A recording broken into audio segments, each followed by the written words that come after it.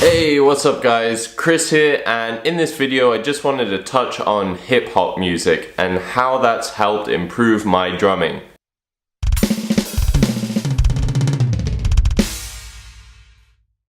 Now, to begin with, a lot of this is going to have to do with pocket and chops and just some of the other lessons that I've learned from kind of delving into hip-hop and more the instrumental side of it, live performances, the drummers that play this kind of music, and just kind of touch upon those kinds of things. So when it comes to hip-hop music, a large element, you know, whether it's 90s, more R&B or the East Coast stuff, or it's, you know, South Side, West Coast, trap, rap, whatever it is, you know, there's many different styles.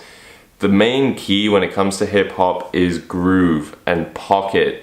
It's always a style of music, or generally, that tends to have you, you know, bobbing your head and really getting into it, and that's something that is purely driven by a tight pocket and tight rhythm. And the reason this is obviously because the most important thing in hip-hop songs, generally speaking, is that you can understand or hear the rapper or the lyrics, the poetry, whatever you want to call it.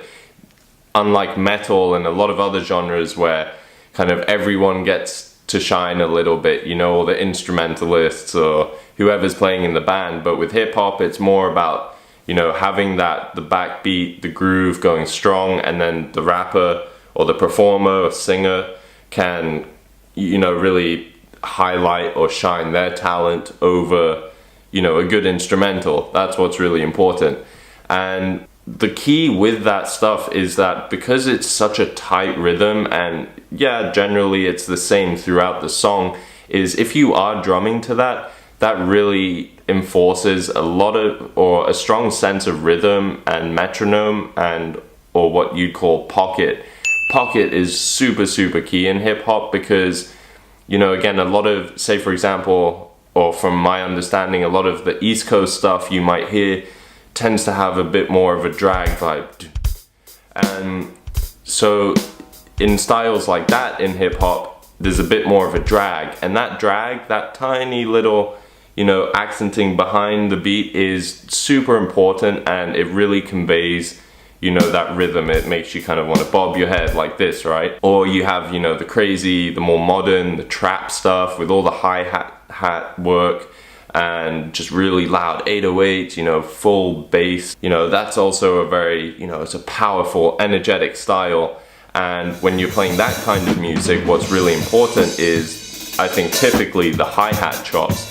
Because you have a lot of different rolls, you know, whether sometimes it goes into 30-second notes or a lot of triplet stuff. How that has helped me is really to tighten up my playing, and, you know, hip hop has just really helped me sort of fine tune and really work at digging deep into the pocket. And again, whether it's a slightly drag beat or it's a bit ahead of the beat, or, you know, the fast hi-hat rolls and stuff, all those intricacies are super important, and you want to be super tight when you're playing that, because unlike metal or a rock band, there's a lot more sort of, I guess, what you'd call like dissonance, or there's a lot more going on, so there's a bit more room for kind of error, or, you know, even dare I say timing. You know, even in jazz, for example, a lot of that you can improvise into it if you make small little errors or mistakes, or the timing's a bit, you know. Now, what hip hop has also done for me is that if you go on YouTube and you search a lot of hip hop artists and you watch the live drum cams, you'll see that a lot of these drummers that are performing for hip hop artists, you know, initially I feel like a lot of people would say, you know, you just put on, and it happens. I've been to rap concerts where it's just a DJ, or, you know, it's coming through the speakers. But when you have a live band and a live drummer playing hip hop music, it's quite the challenging thing, because you have to be super locked in. So, you know, timing is everything. You have to have a strong sense of rhythm, and, you know, I hear a lot of arguments against it. Some people like it, some don't, but that is also the use of, say, electronic noises, and whether it's synths, or you see a lot of the time those the Octopads or the Roland SPD X and stuff, you know, where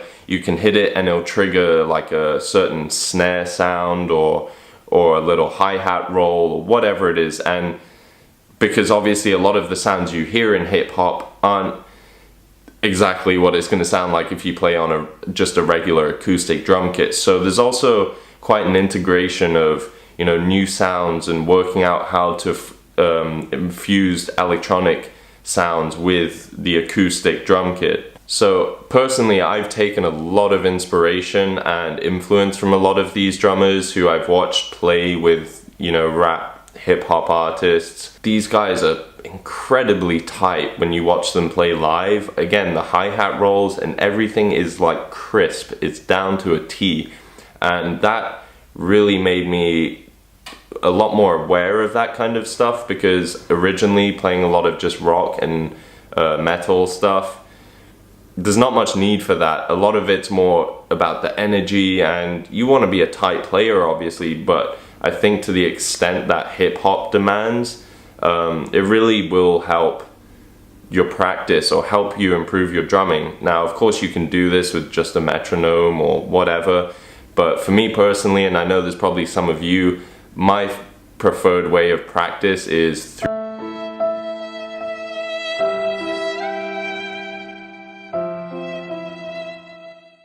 Alright guys, but that wraps it up. If you haven't already, please subscribe or hit that like button. It means the world to me. And if you haven't already, my Instagram is chrisjenkins_drums, and there I post daily content, and I mean every single day. Believe me, I work my ass off when it comes to that thing, and I do drum lessons, drum covers, remixes, collabs, solos, you name it. So check that out if you haven't already. And until then, happy practicing guys. I'll see you in the next one.